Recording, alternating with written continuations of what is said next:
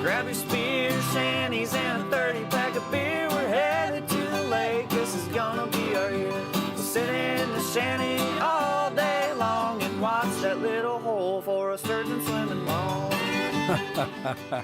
Ted Zangerly's song there, although Ted said a little hole, and it's not a very little hole like you'd think of when you're just sort of ice fishing. A spear fishing hole for sturgeon is a lot different, as we'll find out as we talk about spear fishing on the Lake Winnebago system with our guest, Margaret Stadig, a senior fisheries biologist for the Wisconsin DNR.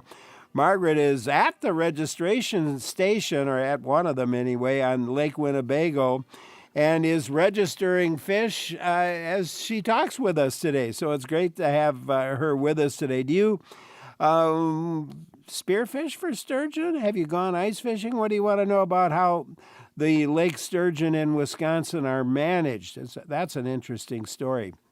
Give us a call. The number's 800-642-1234, or you can send an email to talk@wpr.org. That's talk@wpr.org. Margaret Stadig, welcome. How's it going out there today? It's good. It's been a slow day, as it has been for most of the season, and I'm sitting here watching all the snowfall outside, so hoping all those spears are staying warm. How are you staying warm? We at the registration stations, it's not a bad little setup. We've got little shacks that have got heaters, and we make sure we've outfitted all of our crew. So I'm not necessarily toasty warm like I would be by a fireside, but I'm also not just standing out in the snow. Okay. Well, there were some really large sturgeon speared on opening day, at least, weren't there? Yes, we've actually had a very good number of fairly large sturgeon speared. In opening day, we actually had the fourth largest sturgeon ever speared on the Winnebago system. It was 180.6 pounds. I was lucky enough to be at the registration station when that fish came in. She was gorgeous, just an absolute massive fish, and a testament to all the great management we've done on this system that a fish can get to be that size. I've been out on Lake Winnebago. I haven't done any spearing myself, but I've had a chance to walk and talk to some of the spearers and actually get in the shack with a couple of them from time to time. In your mind, what is it about sturgeon that excites Wisconsin fishers? There's so many different things that kind of excite them about sturgeon. And there's a lot of people in Wisconsin who just love this species and are not spearers, and a lot of spearers who also just love the species. And I think it has to do with just how different they are. I mean, they get to be so big and so old that we already kind of just feel for them, and we kind of almost personify them because they have a very similar biology to our species itself. But then, I mean, where else are you going to be able to fish for a fish that's almost 200 pounds in and around the Great Lakes area? So it draws so many different people to just, the species and why it's so weird and what they're doing. And the spears in general, I've definitely heard it's like the anticipation. They almost get addicted to the anticipation of seeing a fish. You never know when that fish is going to come through the hole. And then when you do spear the fish, that's a big fight. You're fighting something almost the size of you that it's wild. So maybe describe, because it's a different kind. It's not sitting over a little round hole with a line. Describe what a typical shanty and setup would be like. Absolutely. So all of our spearers out there, at least most of them, have some sort of almost a trailer, for those who might not be familiar. So it's almost a little trailer that they'll use, and they have a gigantic hole cut out of the bottom of the trailer so that way they can cut a very huge hole for spearing. And their spearing holes are usually anywhere between 3 feet to 4 feet wide. So not like a normal little circular auger hole. They have no windows, just a door. You want it as dark in there as possible so that way you can see as far down into the water column. And then you want something comfy to sit on, because all you're going to do is you're going to sit there and you're going to stare down the water column until something swims by. And then you get to throw your spear, and that's when the action starts. And don't most of them or many use a decoy fish of at least like legal length so they have a chance to, sort of size the fish up? Yep. Nope. A lot of our spears will put a decoy down. They'll actually also put, it's almost like siding, like white siding they'll put down. And of that, they'll have, a certain length of their siding or a certain length of their decoy so they can make sure that they're spearing a fish of the right size. They can also use it to kind of see the fish in the water. And then they'll use a decoy because sturgeon tend to be fairly curious fish. So just about anything you put in the water column, the sturgeon are going to come up and check it out. So it's a pretty intense setup when it comes to it for a season that only lasts 16 days at most. Yeah, it's a very short season, and I noticed the shanties that I were in, the spears were actually kind of hung on a hook. Because they are heavy, they're heavy and they're long, and you can't sit there and hold it that whole, all day long. Yeah, they are surprisingly long for someone who had never speared before they came to Wisconsin. I always thought of, just kind of a normal size spear, things like that. Nope, these are gigantic spears that they're throwing in the water. So they've got setups where they can just hang their spears until necessary, where they can just pop them off really quick and throw them through the water column. Yeah, and with a rope attached or something attached to the end of it so they don't lose it as well. Well, you mentioned it's a short season, and the DNR sets preset harvest caps. How do they determine that? Now, how many? What's the limit or the maximum, I should say, for fish, and how do we determine that? That's a really good question. So our harvest caps are actually based on the population estimate. So it has been basically throughout the entire scientific field has agreed that when a population gets big enough and healthy enough, that population should be able to handle 5% mortality. So basically that says if you wipe out 5% of the population, that population should still be able to sustain itself without external forces or without external help. So what we do throughout the year is we collect a lot of information to calculate the population estimate of the Winnebago system. And then from there, because those populations kind of fluctuate, we take the past 5 years' populations, average them together, and then multiply that by 5%. And that's where our harvest caps come from. So all of that information that we're collecting through the year gives us our population estimates, and then ultimately our population estimates drive these harvest caps so we're not over-harvesting this population and causing further damage. And someone's wondering, what are the ideal weather and ice conditions that you need to be successful spearing?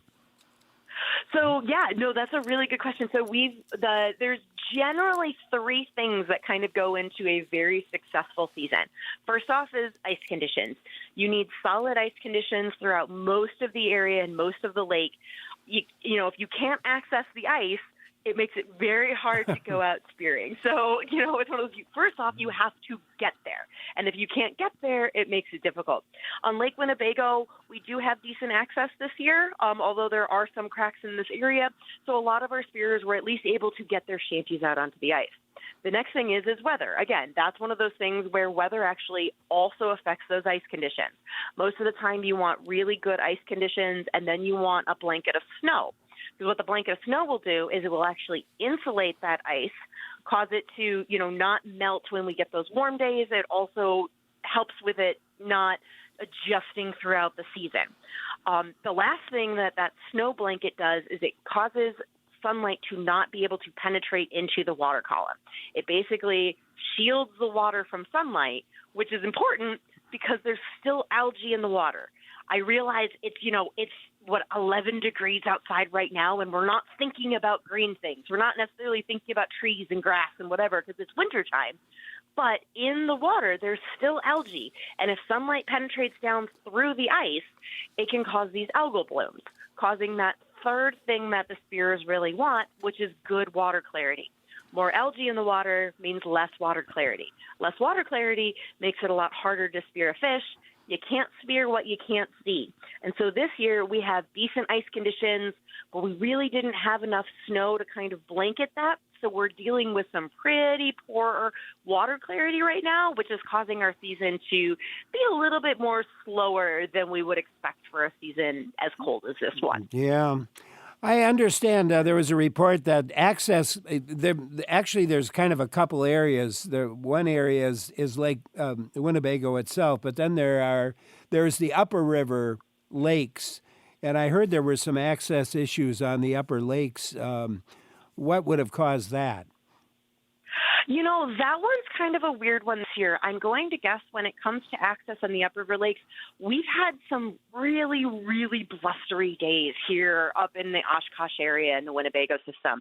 And I'm going to guess because we've had the very windy days without that snow to kind of weigh down and insulate the ice, there's just been a lot of ice shifting. So huge cracks are opening up. We have huge areas of open water. And a lot of the landings have just kind of suffered because of this. And so, unfortunately, in the Upriver Lakes, water clarity isn't necessarily playing a huge issue, but because people are having a hard time getting out onto the lake or getting to other, specific areas of the lake, that's what's causing the lower harvest up here. You know, I was reading that there was one female taken of over 160 pounds this year, and that female was not yet old enough to have eggs, which attests, I guess, to the health of the system. So yeah, we've actually had multiple fish come in, almost over 130 pounds this year. They have reached sexual reproduction, age, but because of the sturgeon's biology, it actually takes sturgeon about 4 years or more to produce the same number of eggs. So she takes 4 years to kind of recover from the last spawn and create more eggs. And a lot of the fish that have come in aren't even carrying the extra 40 to 50 pounds of eggs that they would right before they're spawning. So these 130 and 160, all of those fish in a year or two would have weighed almost 40 to 50 pounds more because they would have been, finished producing the eggs they needed and almost been ready to spawn. Wow. Margaret Stadig, our guest today, senior fisheries biologist for the Wisconsin DNR. She's out next to Lake Winnebago or on Lake Winnebago right now at a registration station to measure and sign in those people who are able to spear a sturgeon. Questions for her, give a call. The number's 800-642-1234. You can email us to talk@wpr.org. I'm Larry Mueller for WPR News. Great to have you along today on WPR News. Larry Mueller with my guest, Margaret Stadig, a senior fisheries biologist with the Wisconsin DNR. We're talking with her about the sturgeon spearing. And just to let you know, coming up next, we'll be talking with Lucas Ferber, who owns Wild Source Fisherman Direct Salmon, based out of Eagle River, Wisconsin. So we'll turn our attention to salmon then. Right now, we're talking about sturgeon, and Mark in Sussex has something for us. Let's go there. Mark, thank you for calling. Well, thanks for taking my call. I'd like to comment the DNR is doing a fantastic job of managing the sturgeon resources there. There's a chance they'll go extinct in some of the western rivers because of the dams, even though they didn't get destroyed like the dinosaurs did. They're a couple 100-million-year-old fish. Yeah, thank you for calling, Mark. And it just reminds me the job that the DNR has done. And it's not only been the DNR, Margaret, but it's been cooperating with local organizations and in terms of managing. Talk about the management program over the years for our sturgeon. Absolutely. And Mark is not wrong. We do have a wonderful program, and I very much thank him for his comments. But a lot of times when it comes to the DNR, one of the reasons that this program is so successful is because of all the collaboration we have with a lot of the different spearing and conservation groups around the Winnebago system that help with habitat projects and all of that, but it's also the spearers who are out there today. They all very willingly and welcome and come into these registration stations happy and ready for us to register their fish. And I need all of this information to continue to manage this population appropriately. So we have such a good working relationship with all of our spearers and all of these conservation groups, and that has only led to the best management this species can see here or anywhere in the United States. And you're not just registering and counting the number of fish, Margaret. Talk about what you do when someone brings a fish in. Absolutely. So we do a lot. We gather a lot of information when it comes to these fish during the spearing season. We are trying to get our numbers. We're trying to make sure we're not over harvesting and we're, appropriately counting to that cap. But we're also gaining information like length and weight on these fish. It helps us understand how healthy these fish are and how the population is doing.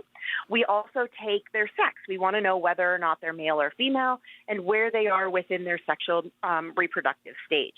And one of the things that we have the ability to do here that many other populations don't is we have access to those gonads. We have access to those internal organs. Not many other populations of lake sturgeon or even sturgeon in general have access to kind of these internal organs or their structures or things like that that help us better understand their life history, their needs, and things like that. So we do a lot of scientific and research projects on the fish that come in. Yeah, absolutely. Mary in Stockbridge has something for us. Hi, Mary. Well, hello, Larry and Margaret. I'm here looking out on Lake Winnebago right now from the Sturgeon Center of the World in Stockbridge. It does not look very nice out there right now. It's snowing minimally, but it's very overcast, which is good for fishing, not good for getting off the lake, which is always an issue. It's important here for us to have lots and lots of opportunities to get on the lake. We can get on the lake well from here. Unfortunately, there have been some issues with some cracks running east to west, just north of us.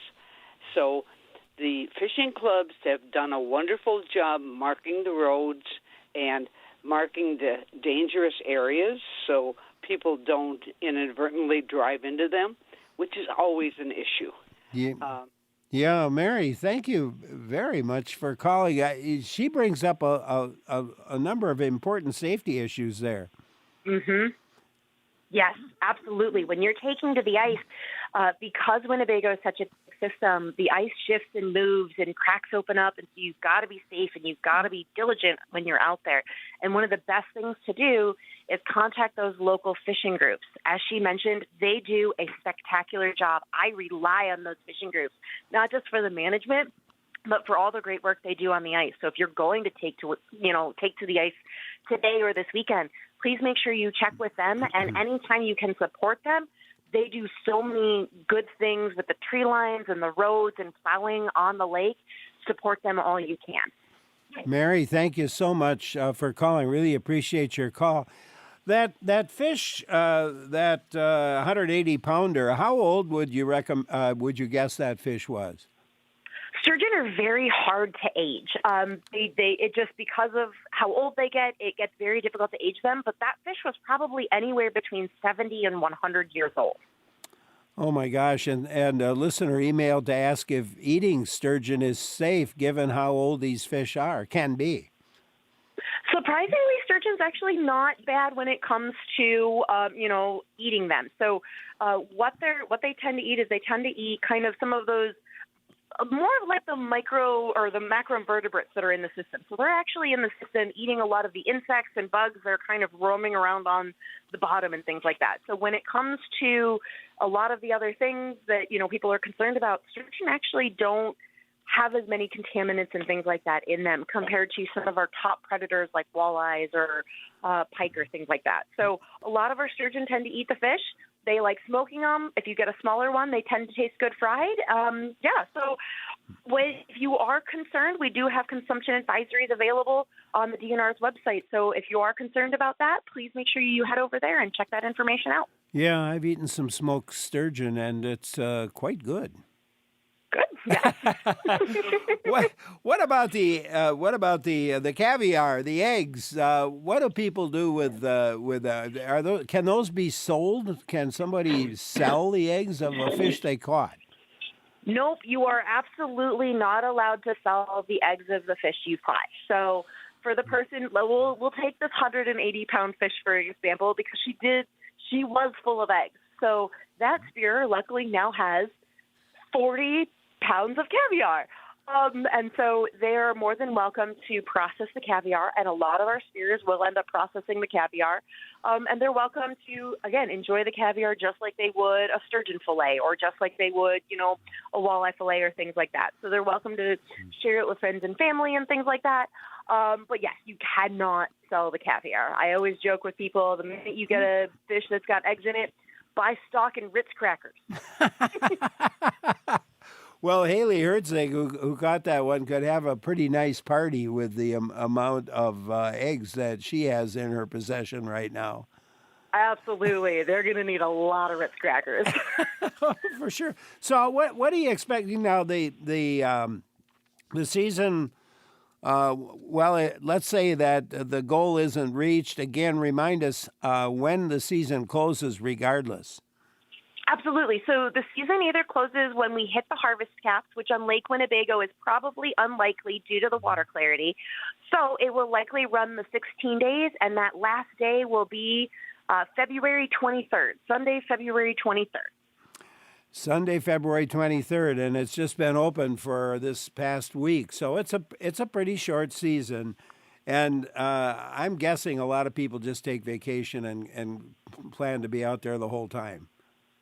There are definitely a lot of spearers who take vacation throughout these whole 16 days. We also have spearers who take to the weekend. So they'll, spear hard that Saturday and Sunday and then go back to work and get back out there that next Saturday and Sunday to see if they can't find a better spot and find a little bit more luck. Well, Margaret, I hope you have some more fun measuring and taking information on the sturgeon that you see today.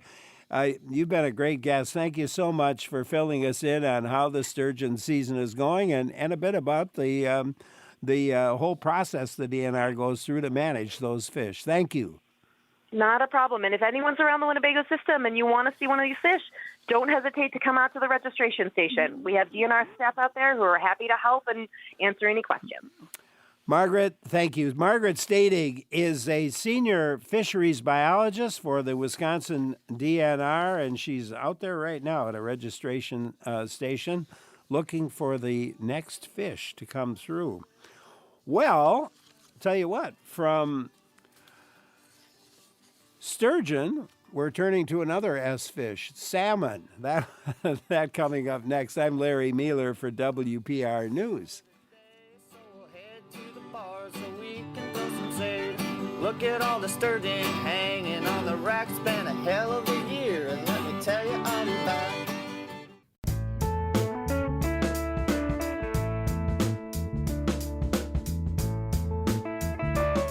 You can find Chinook and coho salmon in some Wisconsin waters and in Lake Michigan, and there are Atlantic salmon farms here in the state. But there is also a Wisconsin fisherman who catches wild sockeye salmon in Alaska, and he sells them in Wisconsin, and he's with us to talk about that today. Larry Mealer here, and our guest, Lucas Ferber, a Bristol Bay, Alaska sockeye salmon fisherman and owner of Wild Source Fisherman Direct Salmon. He's based in Eagle River and with us to talk about sustainable and traceable wild salmon. At noon today, we'll talk about the challenges of protecting our wetlands with Paul Burns, a U.S. Forest Service fisheries biologist, and Katie Belfast from the Wisconsin Wetlands Association. But first, let's talk about salmon. Do you eat salmon? If so, do you know where the salmon you buy comes from? Do you know the difference between wild-caught and farmed salmon? Give us a call. The number's 1-800-642-1234. It's 800-642-1234, or send an email to talk@wpr.org. That's talk@wpr.org. Lucas Ferber, welcome. Thanks for taking time to be with us today. Yeah, thanks for inviting me on, Larry. Appreciate it. You're from Wisconsin, but you started fishing for salmon in Alaska, I think it was 9 years ago. What got you started on that? I'll kind of give you the condensed version a little bit, but I guess I was in my last year of college and met an individual who had been fishing in Bristol Bay and told me about salmon fishing in Alaska. He had been doing it for over 20 years. And he offered me a job, and being that I was just graduating and kind of, looking for a little adventure before I started my career at the time, I kind of decided to go with him and quickly realized that it quickly became a passion for me.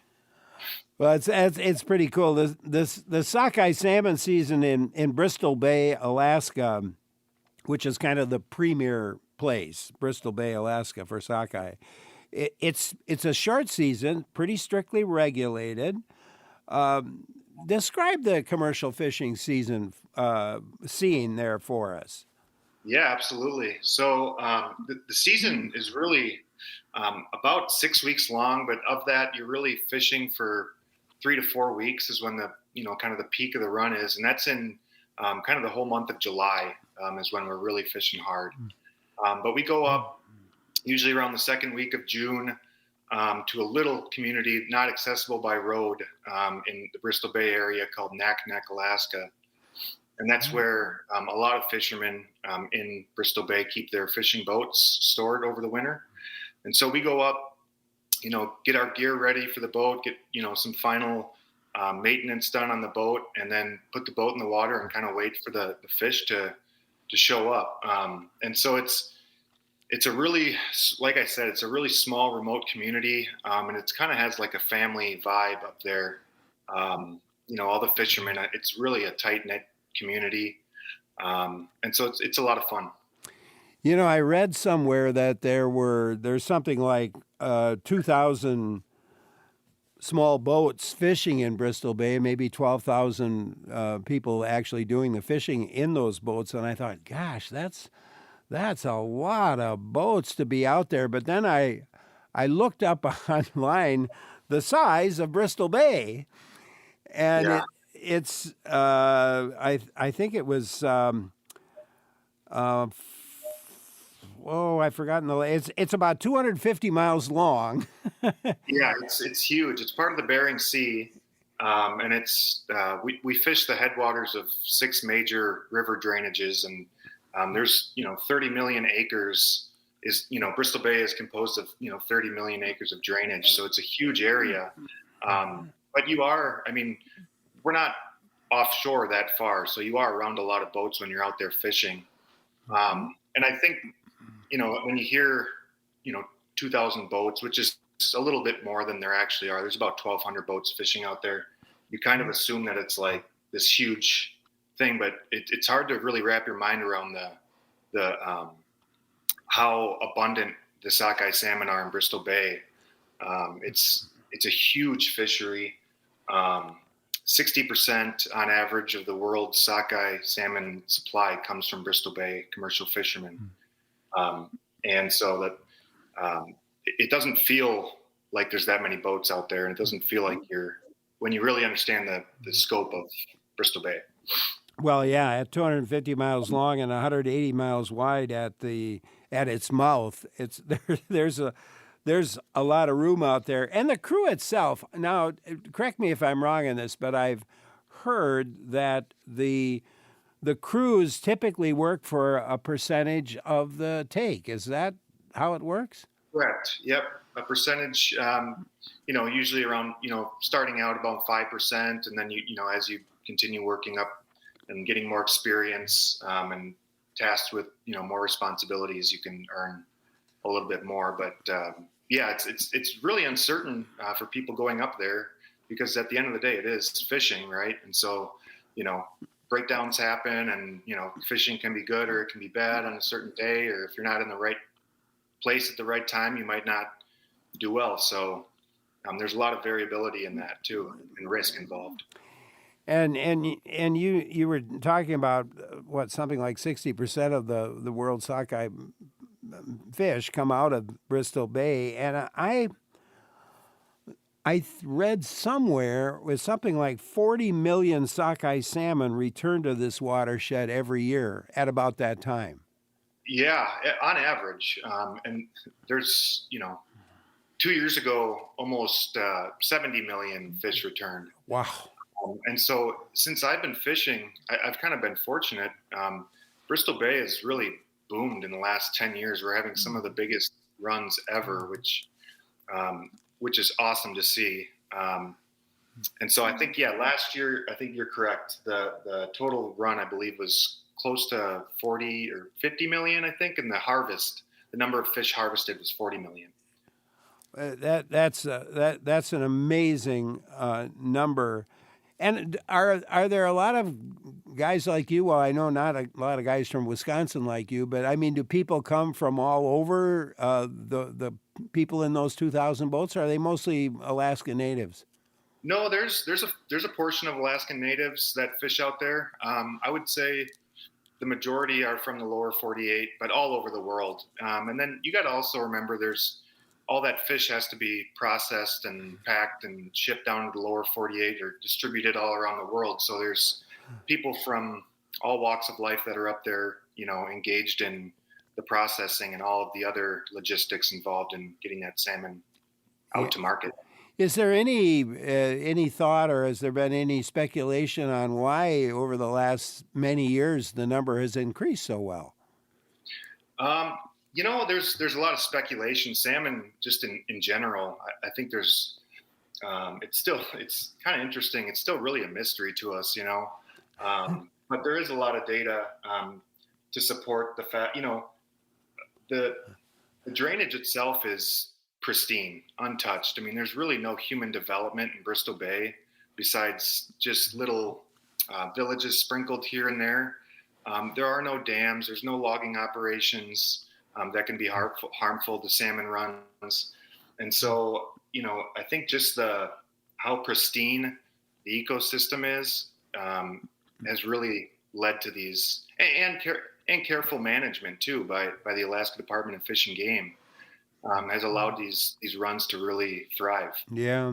So what does the Alaska Fish and Game, how do they regulate, or how do they work on the salmon fishery?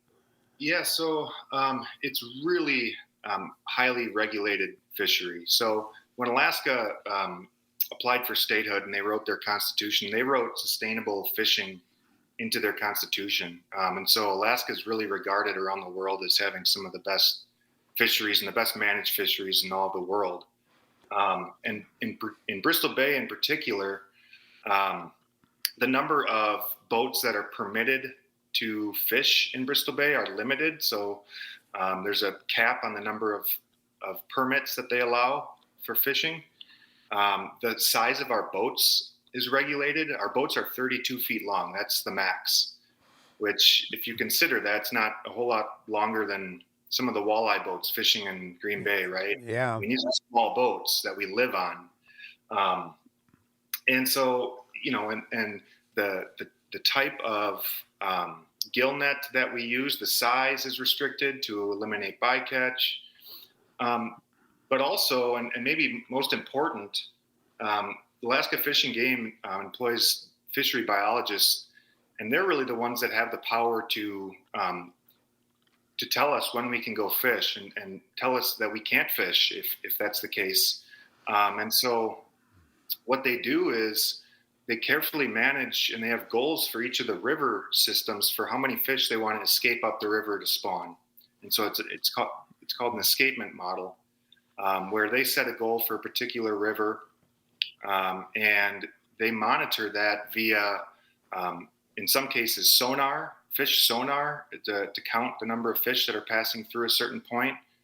And then also, which is kind of cool, they have fish count towers where people will be in a tower on the bank of the river, and at certain intervals, they'll literally count the number of fish that are passing by. So there's really no guesswork. They know how many fish are going up the river to spawn to maintain those strong runs.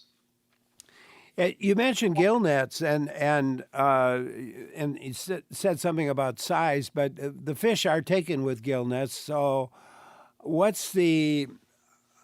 I mean, are you scooping up a lot of other fish unintentionally? I guess is my question. No, and that's kind of what I was getting at. There's the gill nets, and if you're people not familiar with gill net fishing, essentially it's a net that hangs in the water column. It floats on the surface and hangs in the water column maybe 8 feet, right? And there's all little individual, kind of like a diamond grid pattern in the net, that is a particular size that only targets the species that we're going after, which is sockeye salmon. So there's virtually zero bycatch that we have in that fishery in particular. And so it's something where, I think commercial fishing has kind of been under attack in the last couple of years, things documentaries and things I read about. And some of that's fair, I guess my message would be that not all commercial fishing is created equal. There are methods of harvest that are more dangerous, that involve a lot of bycatch, that can deplete other stocks of fish. And so that's something to consider as well. And being a fisherman in Bristol Bay, I sleep great at night. I know that it's really regarded as like the gold standard for sustainable fishing in the world. Yeah, and the fish are really good. they taste really, really good.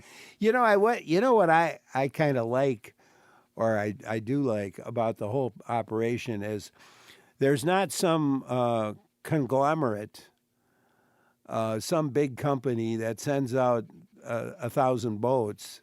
It sounds to me like you've got about 1,200 small entrepreneurs. I don't know how exactly to put it, but it's a family ordeal for the most part. These are people that have been Bristol Bay's been commercial fishing for 140 years. We have a history of fishing commercially, all the way back to fishing in wooden sailboats up until the 1950s. And so, it's really a tight-knit, like small family-run businesses that fish, and in some cases take their fish to market and direct market their fish down in the lower 48 and all over. Yeah. Well, you sell the salmon you catch to a processor, or what happens to those fish and so forth? Yeah, so we catch the fish, and then we basically have a contract with a processor based in Seattle, and we sell them our fish, right?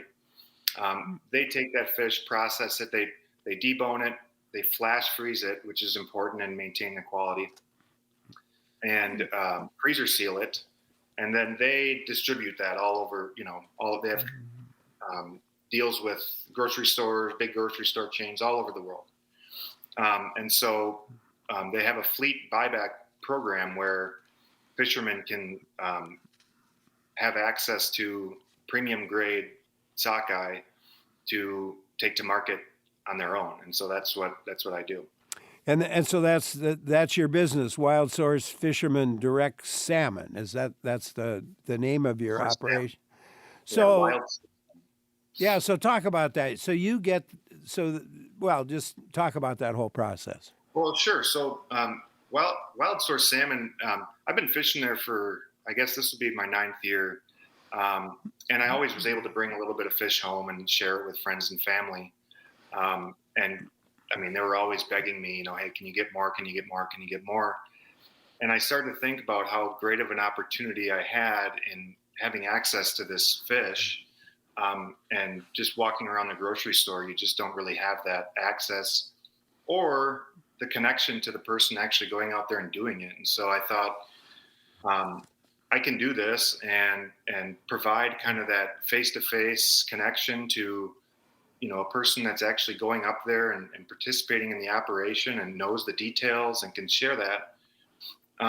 And so I started Wild Source Salmon 4 years ago, and basically I take pre-orders in the spring before I go fishing. And I'm based in northern Wisconsin, but I have customers in the UP and down in the Fox Valley and things like that too. I go fishing, and then around the end of September, October, I have all the fish come to me. I set a date where people come and pick up their fish, and it all goes out. So that's kind of the way it operates. So it's you call it traceable. Yeah. So, the problem with a lot of the seafood that you get in a restaurant or you buy in the grocery stores, on average, when you're buying fish, it's changing hands on average 7 different times, right? So there's just, the supply chain can be really murky. And along the way, every time that fish trades hands, you lose information sometimes about, when it was caught, where it was caught, the method in which it was caught. And so, I've attempted to simplify that supply chain by eliminating a lot of the different hands that it would pass through to get to the consumer. It's and how much salmon do you? Well, let's say how much do you catch compared to how much you bring back to Wisconsin? I suppose it depends on your orders you receive. It does. I'm averaging about 2,000 pounds of fish a year that I sell. We catch, I guess, on average, maybe 100,000 pounds a year. So it's a very small percentage of our catch that I'm taking to market. Yeah. Kevin in Madison has something for us. Let's go there. Hi, Kevin. Hey, how you doing there? Hey, I used to work up there too. Worked there for 5 years in the late 80s and 90s. And I want to stress that everything this guy says about, it's being sustainable, all that. I mean, it is really fantastic. So many people fish. And I worked on a native crew, and, the old people have their places to fish, without permits and all that. They can just fish. And, there's this mine they want to put up in the headwaters up there, the Pebble Mine. And I just want to stress that, it's a copper and gold mine. And, if they put that up there, that could really screw up that whole fishery. I mean, it's the best thing for like thousands of people up there, and for us when we go up there to work too. So I just wanted to say that, and, just good fishing to you, okay? All right, Kevin, thank you for calling. So comment, copper and gold mines in the headwaters? Yeah, so this has been kind of an issue for, they've been battling this for over 20 years, but there was a discovery of a major gold and copper discovery at the headwaters of 2 major river drainages there, the Nushagak and the Kwijak River. And so a Canadian company has been exploring and working on the permitting for developing one of the largest open pit mines in Bristol Bay. And so it's a hotly debated topic. I think a lot of progress has been made even in the last couple of years by the EPA, and what they've found could be detrimental effects to the fishery. And so, it's kind of an ongoing battle, but it's something where I'm not anti-mining by any stretch of the imagination. I know it's something that's important and we use those minerals, but some places are just the wrong place for a mine like that. And it's such a special place, Bristol Bay. It's the last salmon stronghold we have in the world. And all you'd have to do is travel to the place and fly over it and see how intact and pristine it is, to realize like it doesn't pass the gut check. It just doesn't feel right to have a mine in that place. And so I think most of the commercial fishermen and the indigenous populations there are very opposed to the development of that mine. Yeah. So you operate a community-supported agriculture model, basically. People order the fish, and at some certain point when you have them, they come and pick them up. Do you have room for more people to be involved in this? Yeah, absolutely. I mean, I am kind of a small fish in a big pond, I guess, when it comes to handling seafood, and so I'm a little bit limited. And part of the challenge too is where I live is access to cold storage and things like that. So I'm operating out of industrial freezers in my garage, and things like that. So, but I'd really love the opportunity to be able to get wild salmon in the hands of more people if I could. And so I do have some customers from down south that even, have a cabin up here in the Northwoods, and they commit to, when they know what date the pickup is, they'll come up and pick up their fish. And so, I'm particularly based in the Northwoods and the Upper Peninsula of Michigan, but if people are interested in getting some of this sockeye salmon from me, I guess I would encourage you to go to www.wildsourcesalmon.com, join my subscriber email list at the bottom of the page, and I'll provide some information this spring before I fish on how a group of people from a community could purchase salmon and potentially have a big drop-off date in Madison or Wausau or wherever for folks. So it's wildsourcesalmon.com and people could go there today if they wanted to and sign up, at least to provide some information to you. Yeah, I take orders starting May 1st is when I start accepting orders. And sometimes I have excess fish available. This year I'm completely sold out. But you could check back to it after the pre-order sale in December and see if I have any left to order for immediate pickup. Yeah, but it wouldn't hurt to go online right now and take a look at your site. Absolutely, yeah. I have a lot of information on the website about just Bristol Bay in general, the whole fishing process, the differences between wild and farmed salmon, and just a host of information about wild sockeye salmon from Bristol Bay. What do you think about the farm-raised salmon? What's your opinion on it?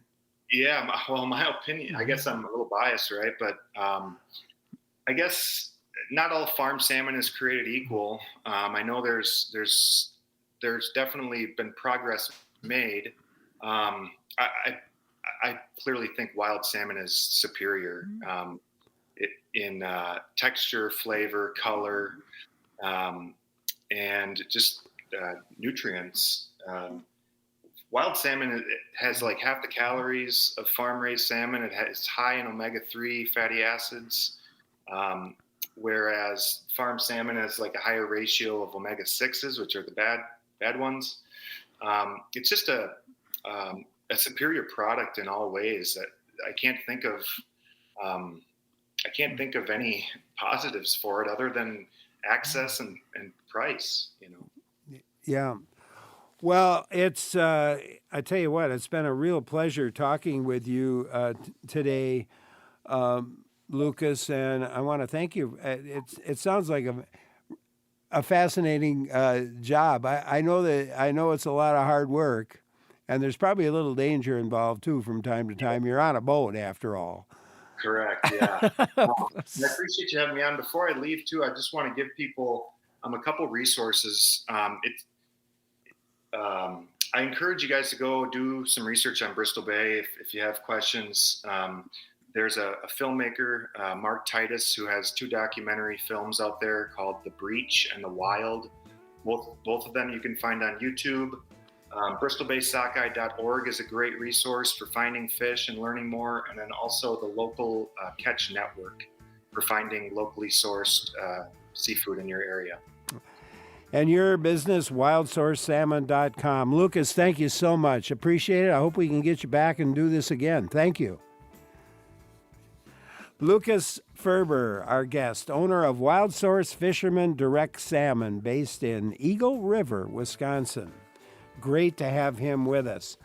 Well, coming up, we're going to take a look at our Wisconsin wetlands. That's next. I'm Larry Mueller for WPR News.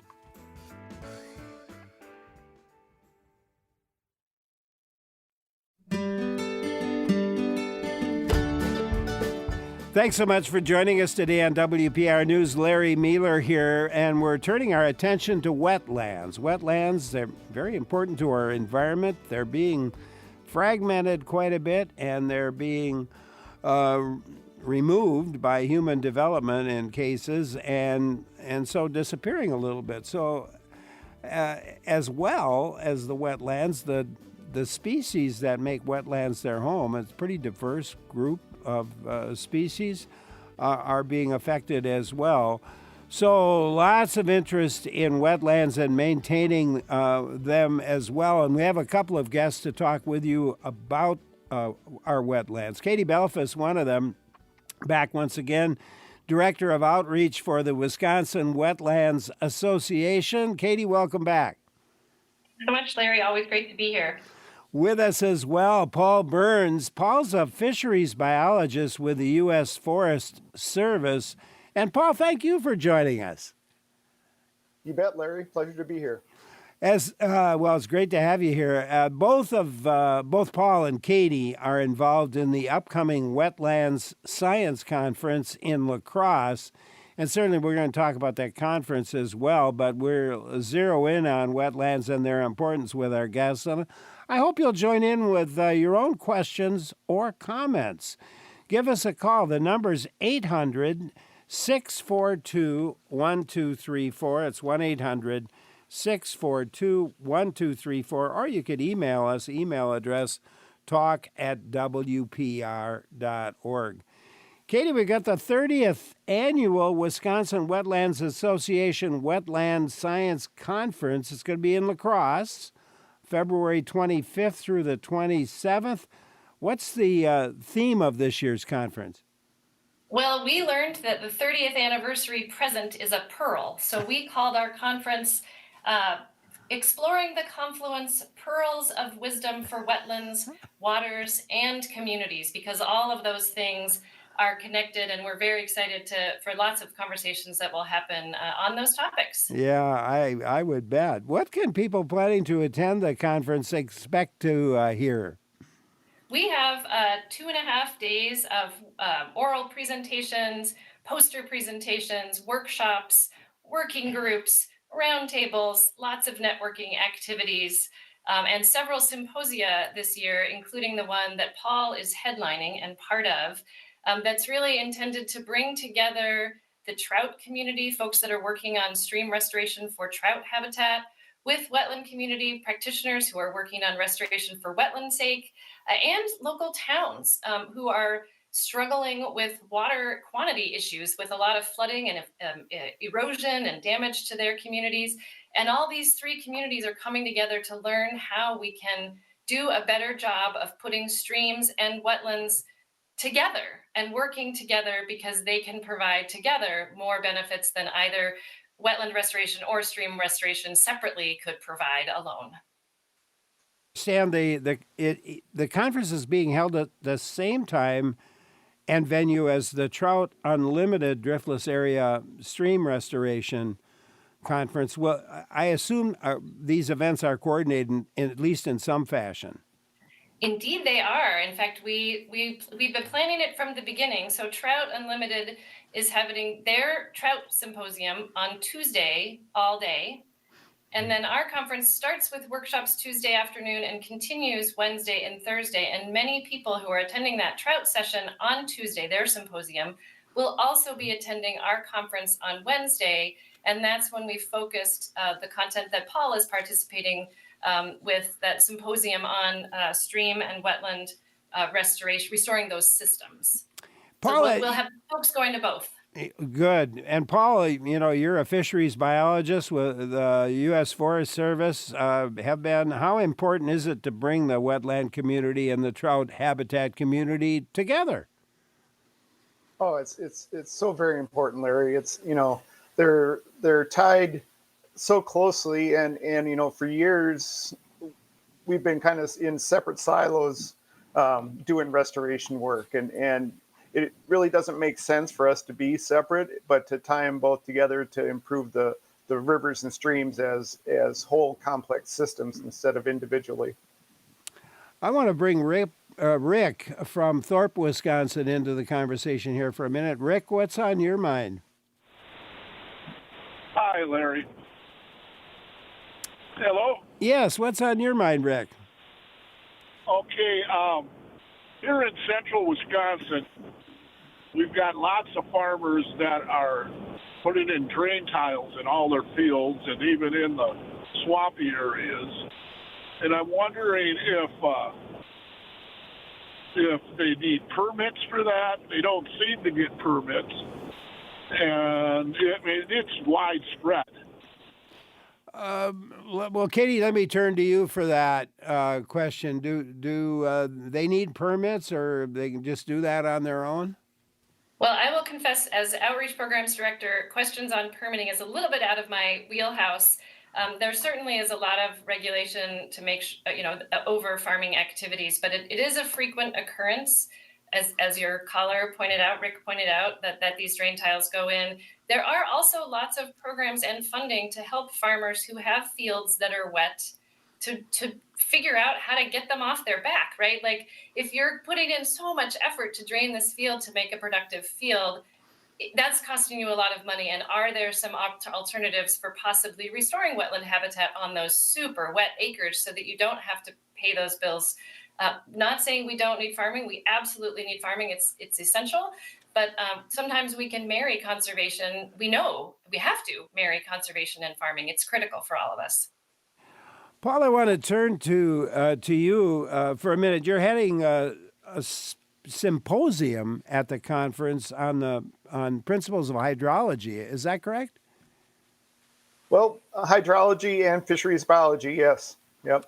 So talk about hydrology. How key is hydrology to wetland restoration efforts? Well, it's the thing that makes it makes the wetlands initially and keeps them functional. If you don't have the restore the hydrology to the stream systems, the wetlands are a lot of cases just barely hanging on and nowhere's near functioning to their potential that we would have seen historically prior to disturbance. Larry, can I hop in there just for a minute? Because Sure. Sometimes I get question marks from folks when I use the word hydrology. What the heck is that? So I just want to say in real simple terms that hydrology is basically the way water moves across a landscape and how the water comes into a wetland or through a stream and how it goes out and what's happening with the groundwater, because all that stuff is interacting. It's all connected. And so in our mind, you can't restore a wetland or a stream if you don't look at where the water is coming from and where it's going to. You have to look at that whole system, and that's what Paul means when he says hydrology. It has to be at the base, at the core of all of the restoration activities if they're to be successful. Yeah, and Paul, I was looking at some comments that you've made and so forth, and you talk about process-based preservation. Yep.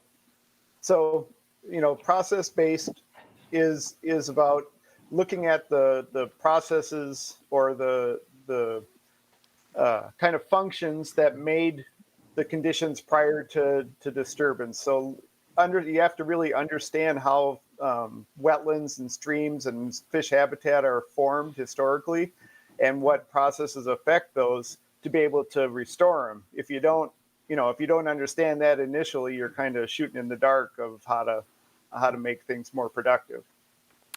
And that would kind of change some of the focus, if I'm not mistaken, on how we've looked at things in the past. Talk about that a bit.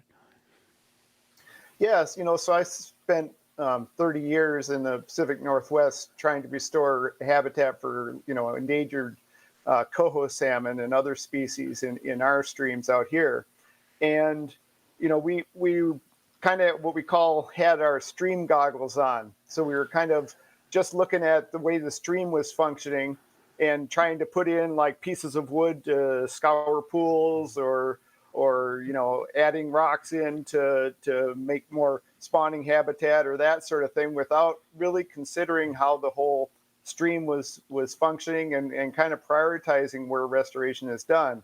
And so by taking a step back and understanding how the whole watershed or how your whole drainage is formed and what's keeping it in a certain condition, you get a better understanding of what you need to do to improve that. So, wetlands in particular, are critical to storing nutrients in the stream system and providing habitat requirements for like you said, a whole host of species, both aquatic and terrestrial. Yeah, absolutely. We'll give our listeners a chance to join in. If you have a question or comment, I hope you will. The number to call is 800-642-1234, 1-800-642-1234, or you could email us, the email address, talk@wpr.org. That's talk@wpr.org. So over your tenure, Paul, have you seen more habitat disappear, wetland habitat disappear than you wish wouldn't have? Definitely you have. It kind of depends on where in the country you are. Out in the Northwest, there's been more of a focus of kind of restoring wetlands and estuaries to more productive areas. So there's been a concerted effort of trying to protect those and restore those areas more. In other parts of the country, we haven't quite got there yet, and we're trying to encourage folks to see the value of wetlands and river systems and try to work together to improve those. Yeah. Well, Katie, I think, Larry, if I can chime in there, sorry to interrupt. I just would add that, wetlands are sort of the poor stepchild, if you'll allow that bad analogy, in the conservation world. For a really long time, wetlands were actually sought out for destruction. Our government promoted wetland destruction because wetlands were seen as a blight on the landscape or an impediment to progress because we couldn't figure out what to do with them, how they could serve us. And we didn't understand yet all of the ways that they do serve us. And so Paul and I and all of us working on wetland conservation, we're running up against that and trying to change the way people think about wetlands because people have a negative association, and we're trying to flip that to say, no, if you care about your community and you don't want to have flooding, or you want to have better water quality, or you want to have beautiful places to go relax and enjoy nature with your family or hunt or whatever, we need wetlands. And so Paul's exactly right that we're ahead in some areas and still working in other areas.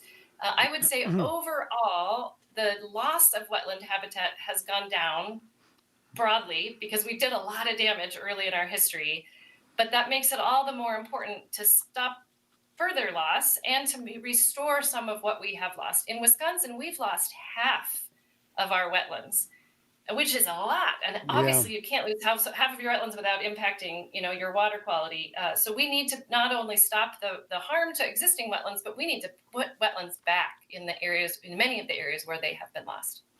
Juliana, who's north of Medford, has a question. I think that kind of relates to all this. Juliana, what's on your mind? Well, I'm aware that Greenlight Metals, a mining company from Canada, is intending to do some exploratory drilling in the Chequamegon National Forest in Taylor County. And that is in close proximity to the Yellow River, and numerous other wetlands. That's a lot of swampland. So I'm concerned about the possibility of toxins getting into the environment there, and I'm just wondering what if you have any measures as far as what you do about that. Any kind of pollution there, if you are going to be monitoring the contamination possibilities there. Mm-hmm. Yeah, well, our organization as a nonprofit, it doesn't have any regulatory authority. We do very frequently partner with folks at the Department of Natural Resources here in Wisconsin or the Army Corps of Engineers when these kinds of projects come up to make sure that people are paying attention to the wetlands and that there's good mapping of where are the wetlands in that area, how are they connected to our streams and our rivers, so that we really try to show up and provide the science, provide the information about wetlands. We take decision makers and regulators out onto the landscape to show them and talk about what's happening so that they can see the land that is in question here. We have not been involved in the project that Juliana mentioned, but we certainly have been involved in other development and mining project proposals when those reviews are happening. It's not a huge part of our work because we really try to do a lot more proactive enabling rather than reactive prevention, but it is an important part of what we do. Juliana, thank you. Pete in Wautoma has a question. Hi, Pete.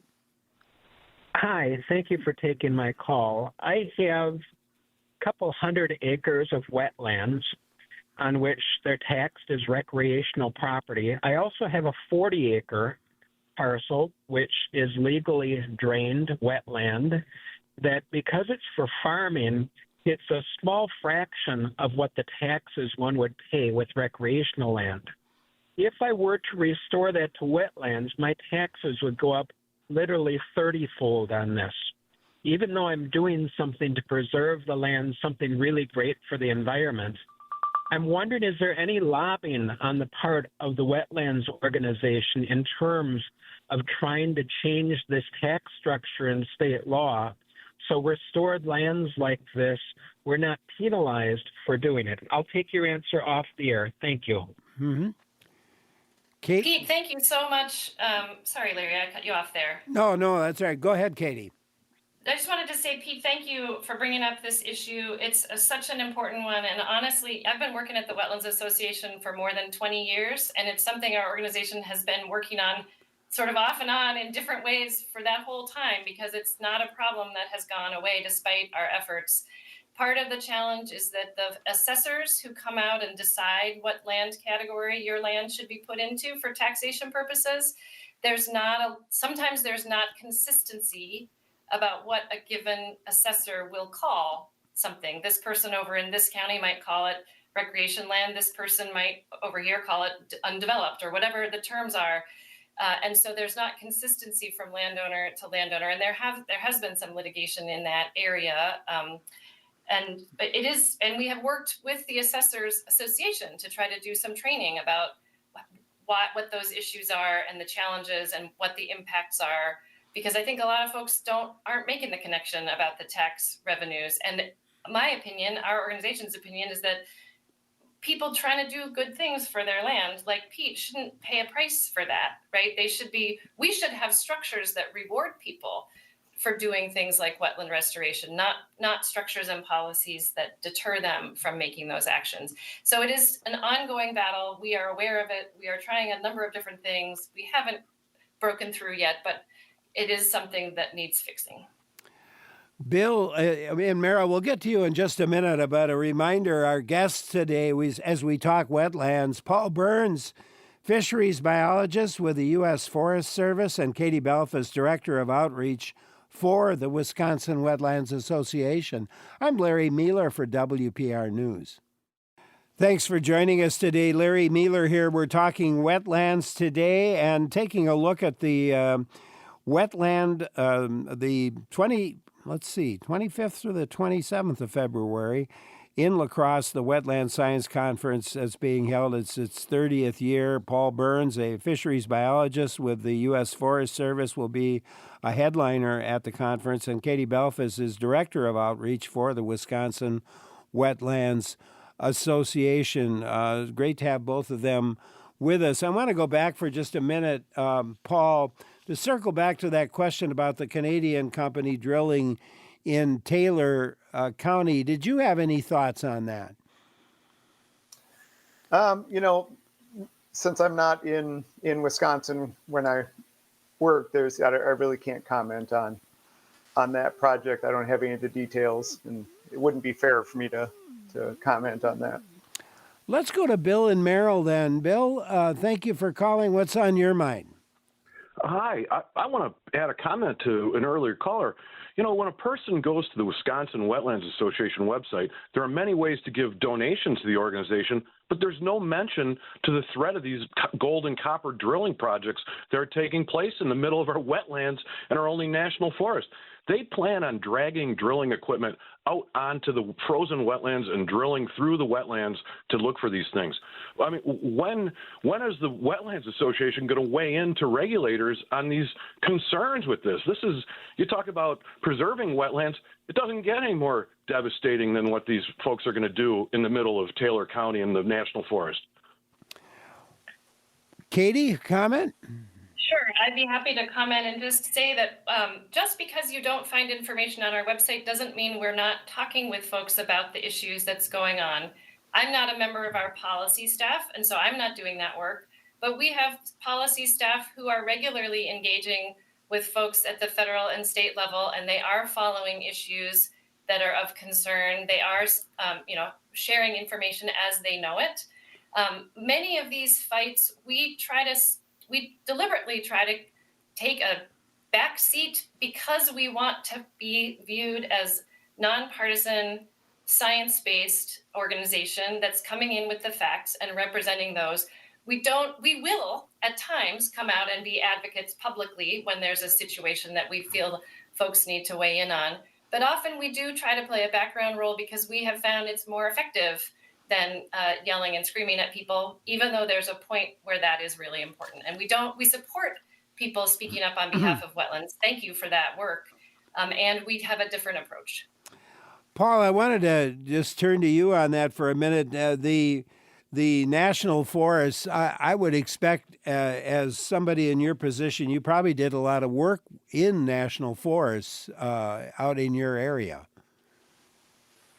Yeah.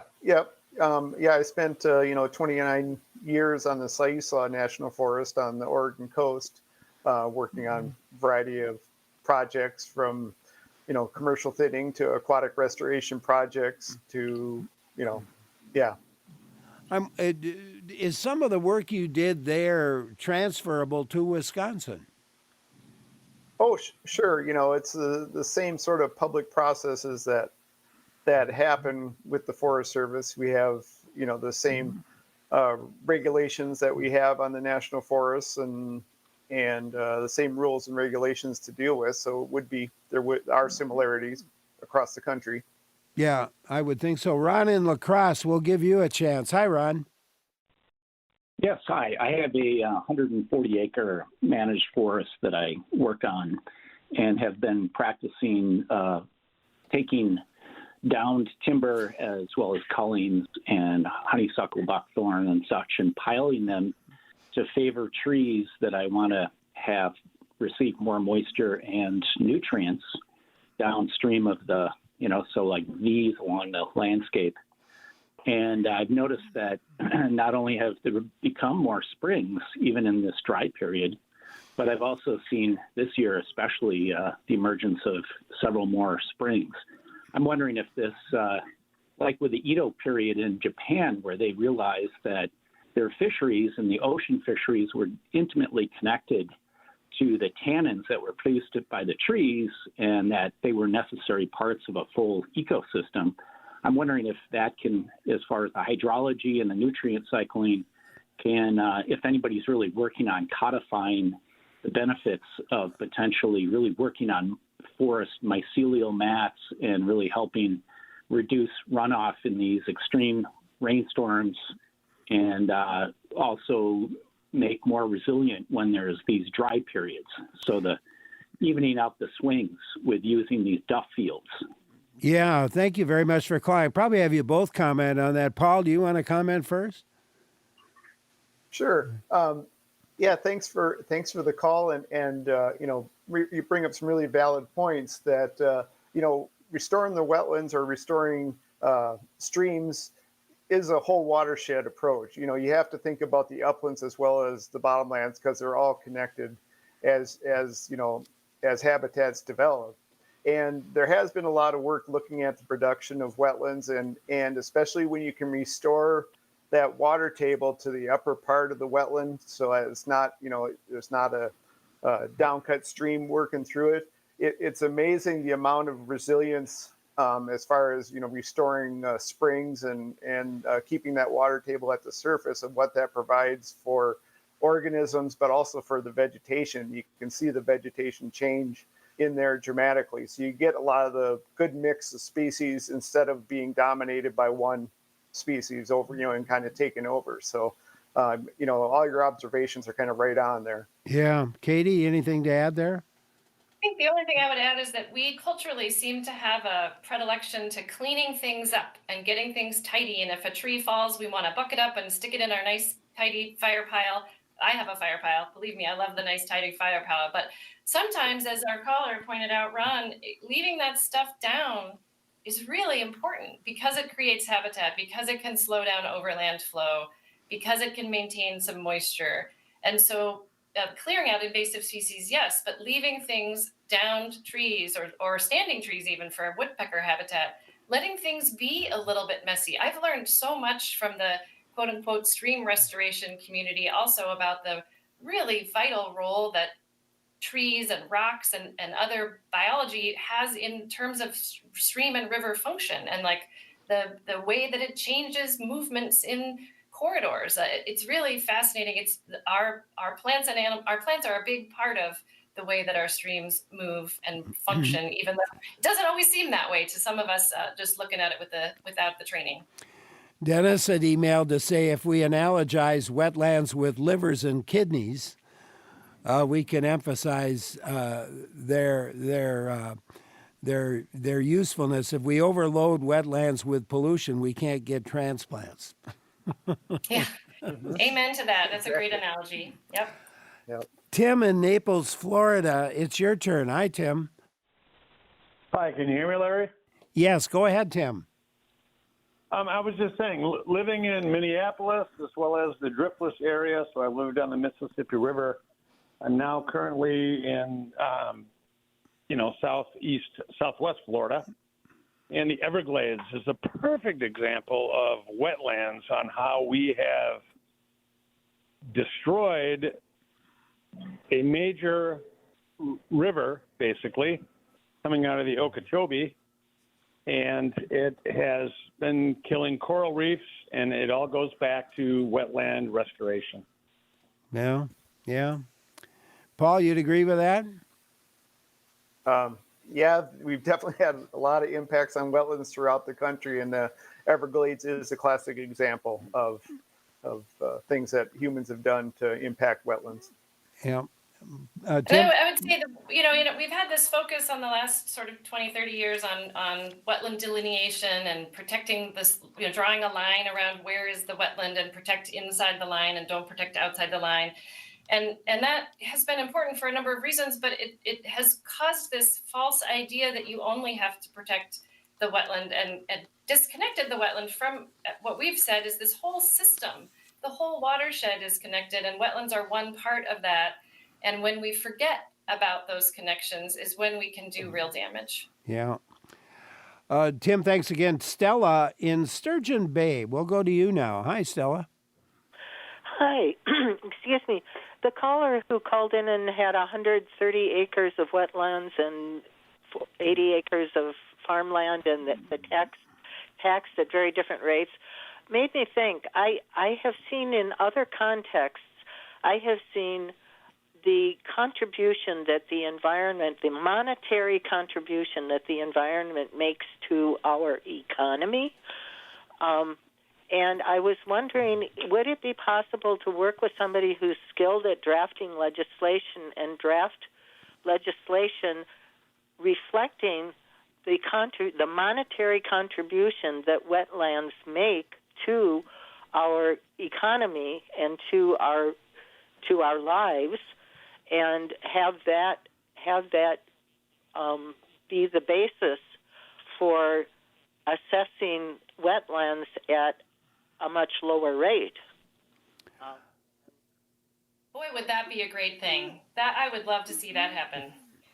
And it's tricky, right? And there are lots of studies about the economic value of wetlands, the monetary value of the services that they provide.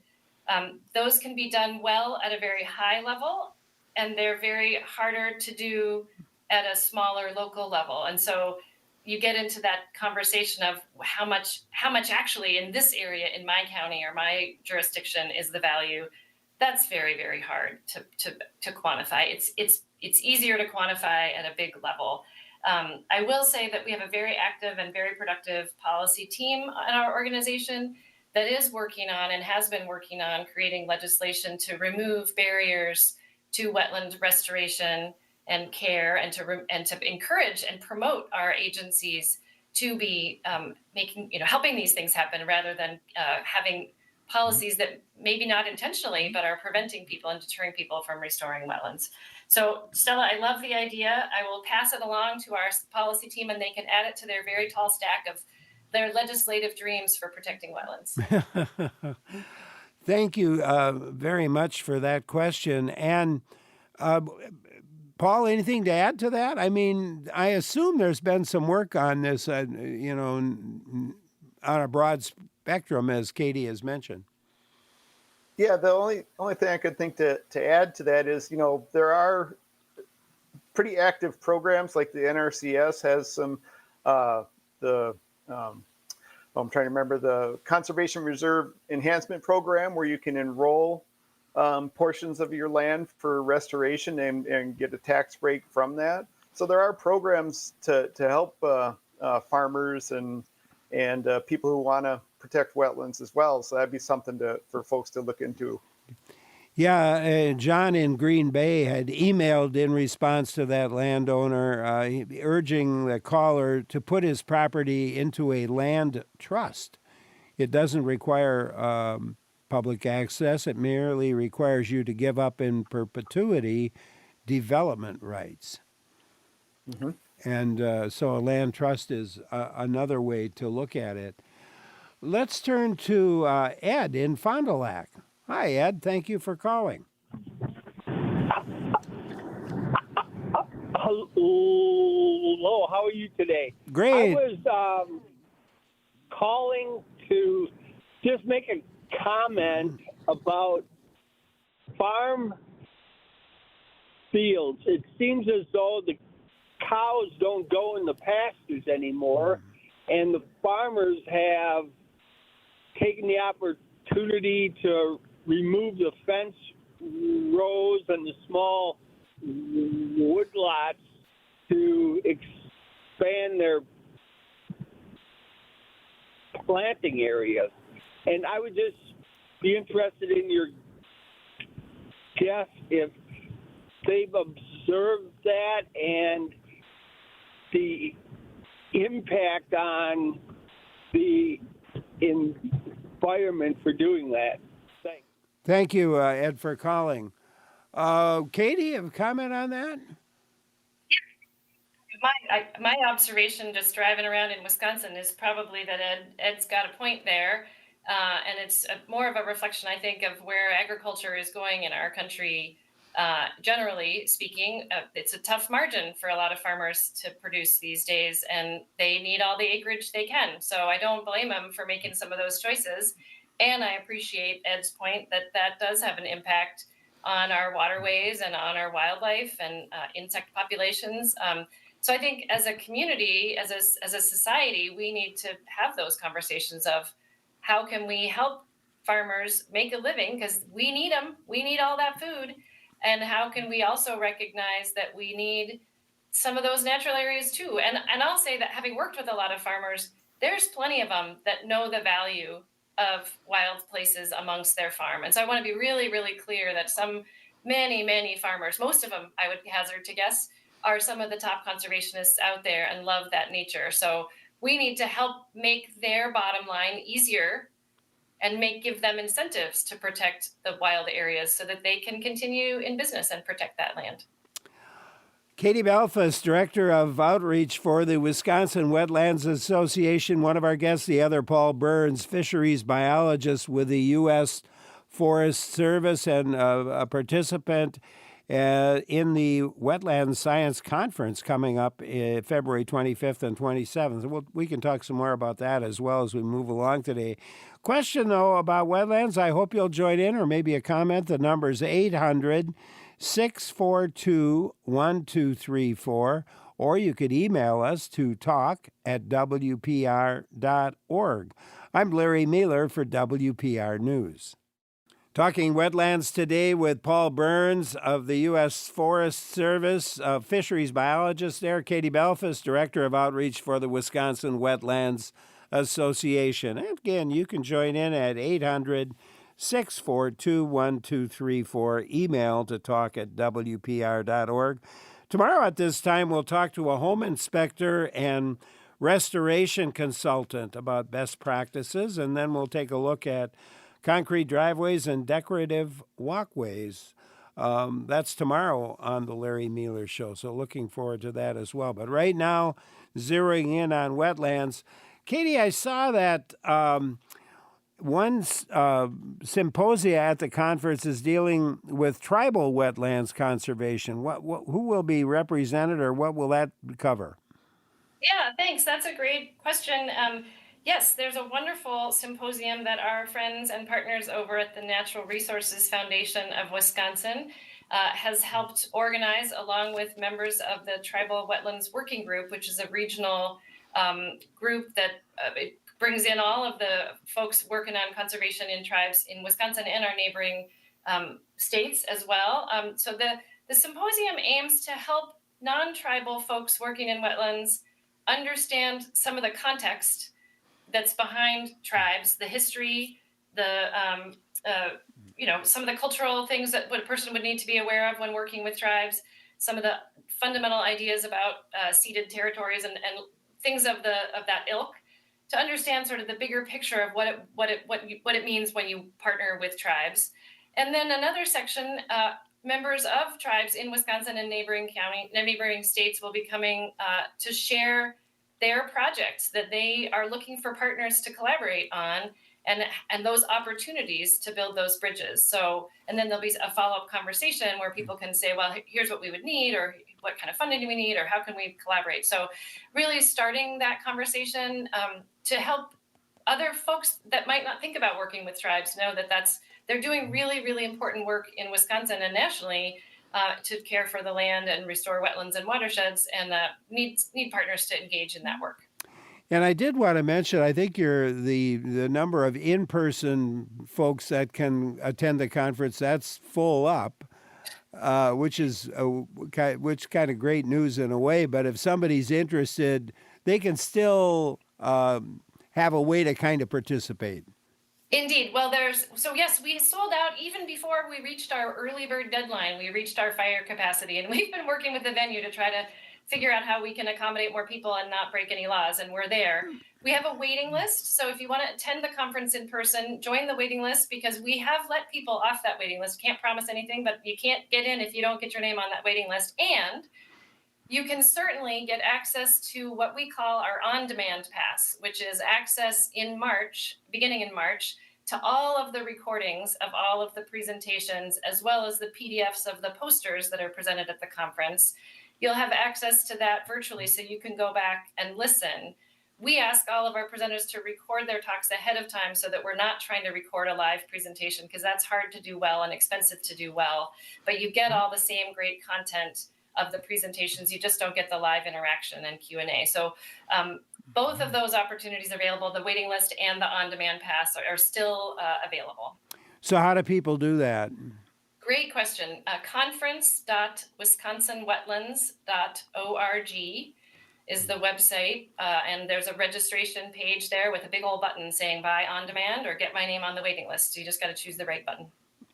And I believe in fact, I know we've also added to our program notes to today's, if you go to talk@wpr.org/Larry, in our program notes for today's show, we have a link to the conference website as well, where people can go and get what you were just talking about. So there you go. Awesome. And I would just invite folks to, Larry, Wednesday evening, starting at 7 o'clock, we have our Wisconsin Wetlands Association annual membership meeting that we just reflect on our accomplishments over the past year and look to the next year and report that to our membership. So while the conference is sold out and closed, we still do invite folks who might want to come and learn more about the Wisconsin Wetlands Association to come down to the La Crosse Center on Wednesday at 7 p.m. to attend that annual membership meeting. And if you want to stick around for the 30th anniversary Wetlands Science Conference Jeopardy game, we invite you to stick around for that as well. Paul, are you in that Jeopardy game? We'll see. That sounds like kind of like fun though. It does. We did it 10 years ago, and it was terrific fun. And so we're reprising it, bringing it back because people had a great time. Charles in Wapaka has something. Let's go to Charles. Thank you for calling. What's on your mind? Hi. You mentioned conservation trusts. Can you put like agricultural land and that includes wetlands and say, I want to keep this in its natural state. I want to keep it from being developed into residential lots. Can I, by putting it in a conservation trust, does it prohibit like a city nearby from annexing it and turning it into residential lots, or can you prevent that by setting up a conservation trust? Land trust. Yeah, go ahead, Katie. So the legal thing is a conservation easement, and it's an agreement that's reached between the landowner and whatever entity is going to hold that easement. Usually it's a land trust. Sometimes it can be a government agency. The NRCS, Natural Resources Conservation Service, holds easements for certain properties. Some are permanent, some are 30 years or 10 years or whatever the program allows. And what you're doing is giving away your right to certain rights that you have as a landowner, development rights being one of the things that you can do. But so it's a great way to protect land and keep it in its current state and keep it from being developed from a subsequent landowner of the property, because it's actually attached to the deed. And the trick is you have to find somebody who's willing to hold that easement, because they take on some responsibility for monitoring it and making sure that you're following the conditions, and that that the agreement that you write up between the two parties is being followed. So land trusts are one kind of organization that can do that. In Wisconsin, we're lucky to have Gathering Waters, which is Wisconsin's Alliance for Land Trusts. So they're a great group you can go to, because they can connect you with all of the land trusts throughout Wisconsin and find the one that's in your community. Sometimes they're interested because it's really important land. Sometimes they're not, because they can't take on the burden of managing the easements. So, it's up to each land trust to decide. But the conservation easement is a great tool to look into as a landowner if you are looking to make your stewardship of the land and your care of the land permanent in terms of protecting it from development or whatever other situation you're trying to avoid. Charles, thank you very much for calling. Appreciate your call. And you can join in 800-642-1234. Paul, you've traveled to Russia to encourage environmental restoration there, and you've reviewed and assisted restoration projects, of course, in the national forests in the states of Oregon and Washington. What projects are you kind of most proud of? Some of the more recent projects that we've done to restore wide valleys, so restore wetland conditions to some valleys that had been previously used for agriculture, 150 years ago. And we call that, we definitely don't put blame on people for what they did to be able to survive there initially, when the areas were homesteaded. But we call it, a friend of mine coined the term repurposing. So it's got a new purpose for the land out into the future. And so we've restored, these wetland conditions to where it used to be wetlands. And thinking about how streams used to function in the area, the way people see streams nowadays is you only remember as much, what they say, you only remember as much as the oldest person that's living in the landscape. So, streams look a lot different now than they did, say, 200 years ago. and trying to educate folks and how the streams functioned back previously and what those conditions maybe look like. So that's really what our whole restoration group that I work with is really geared towards.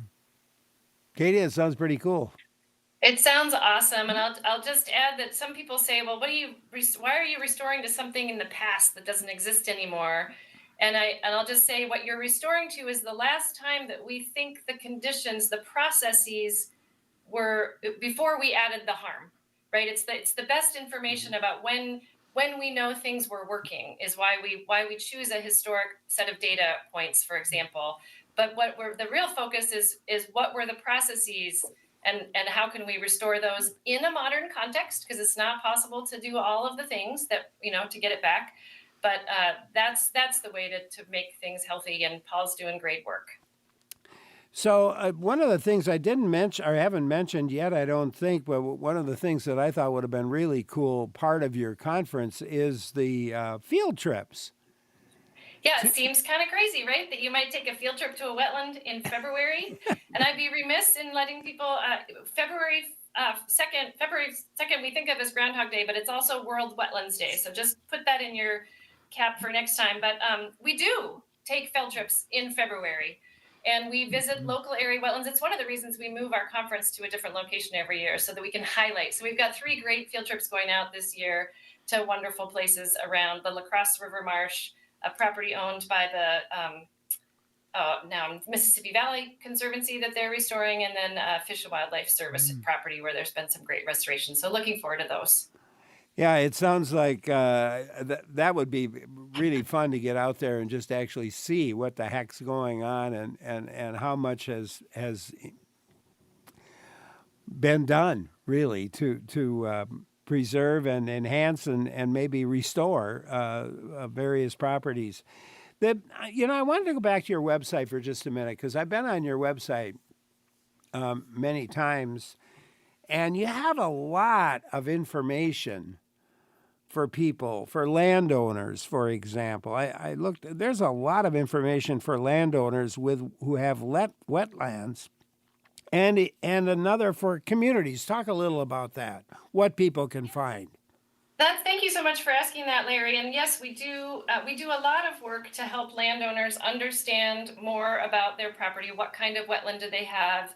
How healthy is it? How could they make it more healthy? What resources are available to them? To really try to connect them with the information and tools and resource people to help them make good decisions about their property. We have a little handbook that's a nice primer to all of the ideas that I just mentioned, and there's a lot of links to other places where they can get information. And we're also happy to talk with folks if they want to give us a call at the Wisconsin Wetlands Association. Sometimes we can even come out to your property and take a look, depending on where we are around the state, having meetings and things with other folks. So happy to do that. We also work with local communities, as you pointed out, and have some resources on our website to help communities make the case for wetlands to their leadership and find some ways that they can protect wetlands and work on behalf of wetlands in their community. Well, it's pretty cool. And the conference, it's good to see that it's kind of almost sold out, but still a chance to at least get on the waiting list. And if not on the waiting list, you can maybe view the speeches and the speakers and the symposia that went on. Paul, Katie, thank you both so much for being with us today. I really appreciate it, and good luck at the conference. Thank you so much, Larry. It's been really fun, and we always enjoy talking with you. Paul Burns is a fisheries biologist with the U.S. Forest Service, a lot of experience. Katie Belfus, Director of Outreach of the Wisconsin Wetlands Association. Great to have them with us, and I'm sure Katie for sure will be back, and maybe Paul as well. Well, this and all of our shows are a team effort. Our producers are Clara Neipert and Joel Patnaud. Our technical directors, Lee Rayburn and Jeff Robbins, and of course our executive producer, the one and only Jill Nadeau. I'm Larry Naylor. Thank you so much for listening, and stay with us. Lots more in store right through the afternoon here on WPR News.